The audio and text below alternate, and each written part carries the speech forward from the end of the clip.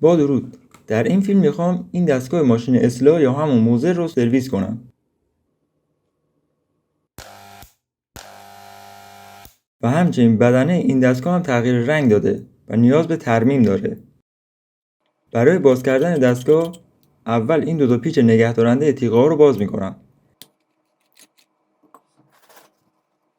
با باز کردن پیچ ها تیغه های ثابت و متحرک از دستگاه جدا میشن و برای باز کردن این نگهدارنده تیغه ثابت باید این پیچ کوچیک رو باز کرد.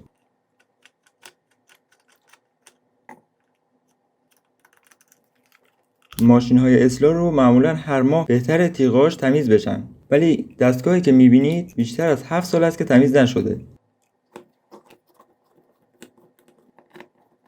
بعد از باز کردن تیغه‌ها و باز کردن پیچ‌های بدنه قاب رو از بدنه جدا می‌کنم.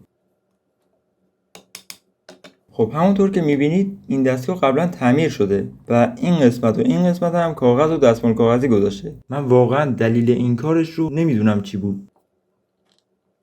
این قسمت‌های اتصال سیم برق هم به جای استفاده از چسب برق یا وارنیش از چسب کاغذی استفاده کرده.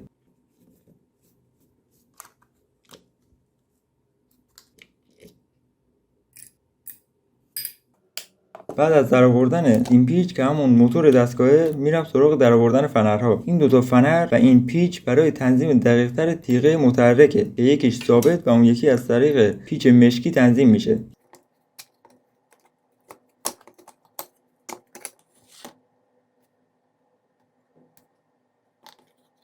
این قسمت هم مجددا کاغذ گذاشته. ولی چرا؟ اصلا میخوام بازش کنم ببینم توش چی نوشته. مثلا نوشته شده جون هر کی دوست داری تعمیرش نکن، ولی نه، نوشته سابسکرایب کن. ممنون میشم اگه سابسکرایب کنی. و اگه تا اینجا ویدیو از ویدیو خوشت اومد حتما لایک کنی.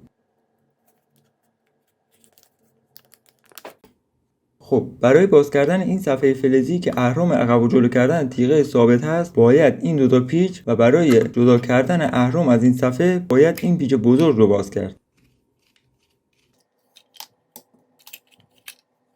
این شاسی هم برای قفل کردن اهرمه که برای باز کردنش باید اول این نگهدارنده فلزی رو از بدنه جدا کنم. بعد از باز کردن قطعات قسمت‌های کثیف رو به صورت سطحی و با گوش پاک‌کن یا مسواک یا براش فلزی پاک می‌کنم.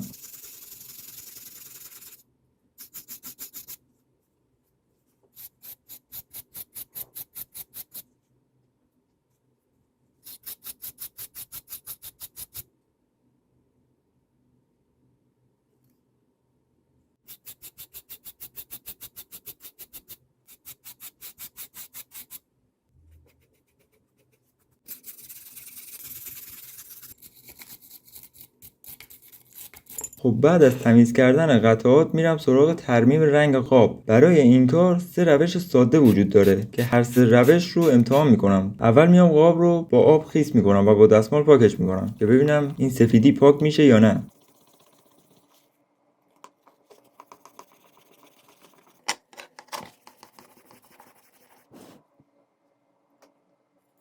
متاسفانه روش اول جواب نداد. زمانی که خشک میشه برمیگرده به همون رنگ سفید. پس میرم سراغ روش دوم، یعنی سنباده زدن. در اینجا بنده از سنباده 600 استفاده میکنم. متاسفانه این روش هم جواب نداد. پس میرم سراغ روش سوم، یعنی استفاده از گرما. برای این کار بنده از فندک استفاده میکنم.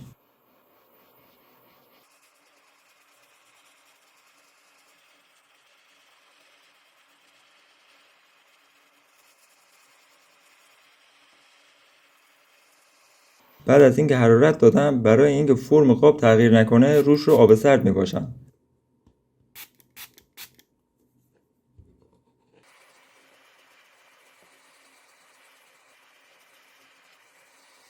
اگر از این فیلم خوشت اومد حتما سابسکرایب کن و اگر هنوز لایک نکردی حتما لایک کن.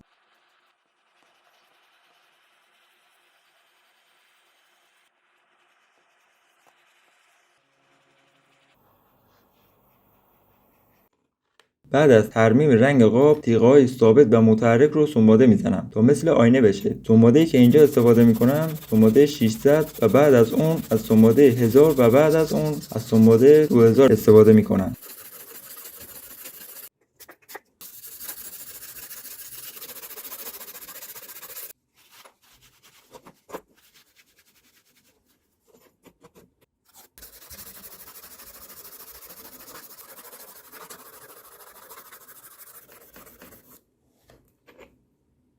بعد از سنباده زدن این قسمت تقریبا شده مثل آینه. البته باید بیشتر سنباده بزنم تا تمام این کثیفی‌ها از بین برن، ولی فعلا میرم سراغ این یکی تیغه و تمام مراحلی که با تیغه ثابت کردم رو این یکی هم انجام میدم.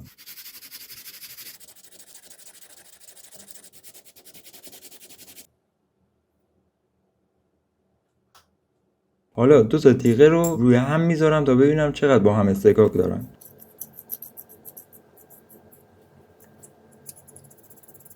خب این صدایی که میشنوید مربوط میشه به همون تیغه ثابت و باید بیشتر سنباده بزنم تا ناخالصی هایی که داره از بین بره.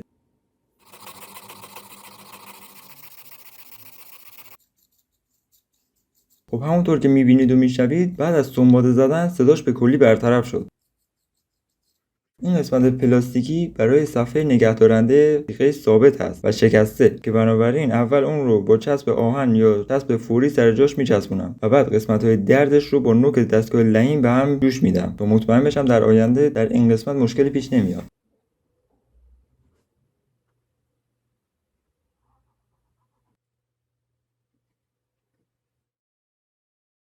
حالا بعد از انجام تمام این کارا دستگاه رو دوباره سرهم میکنم. اول این شاسی و فلز نگهدارندش رو سر جاش قرار میدم و بعد برای اینکه راحت کار کنه بین شاسی و فلز رو گریس میزنم.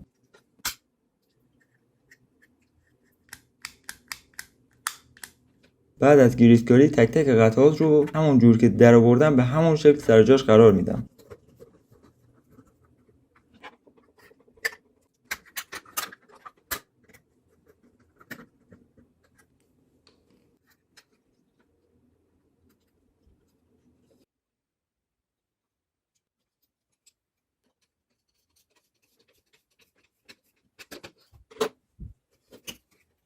اگر از این فیلم خوشت اومد حتما سابسکرایب کن و اگر هنوز لایک نکردی حتما لایک کن.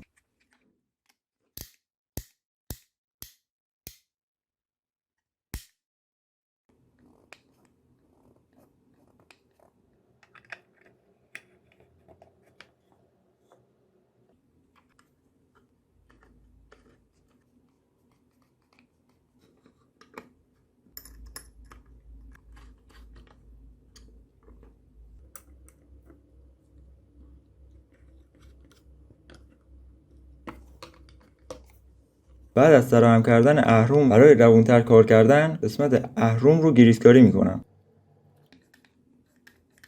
بعد از این تیغه متحرک رو سر جاش قرار میدم.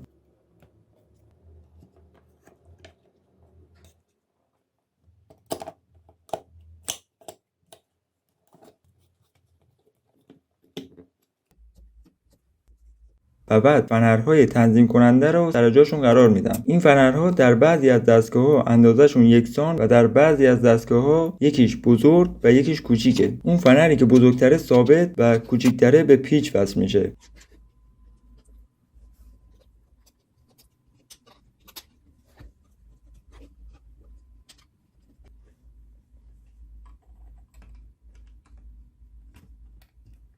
بعد از اینکه سیم‌های برق رو وارنیش کشیدم و موتور رو سر جاش قرار دادم یک بار دستگاه رو روشن میکنم تا بتونم دقیق‌تر تنظیمش کنم.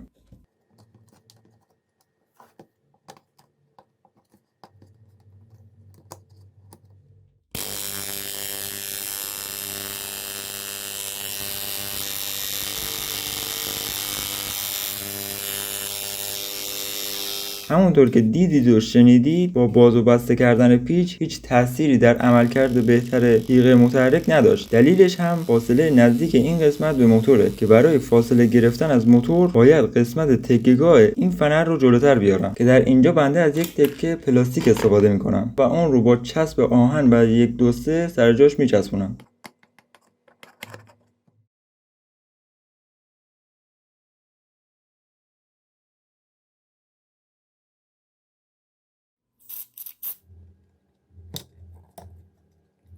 حالا یک بار دیگه امتحانش میکنم تا ببینم عملکردش به چه صورته. خب همونطور که میبینید و میشنوید با قرار دادن یک تکه پلاستیک مشکل تنظیم کردن تیغه رو برطرف کردم. حالا میتونم درک کنم که تعمیرکار قبلی چرا 4 تا کاغذ رو چپونده بود این تو.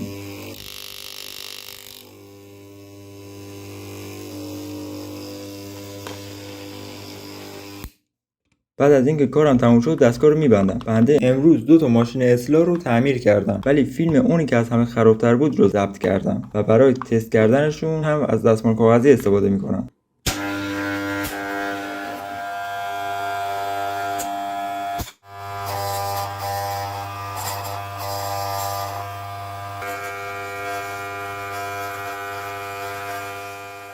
ممنون که تا آخر این فیلم با من همراه بودی. اگه از این فیلم خوشت اومد حتما سابسکرایب کن و اگه هنوز لایک نکردی حتما لایک کن. تا فیلم بعد، بدرود.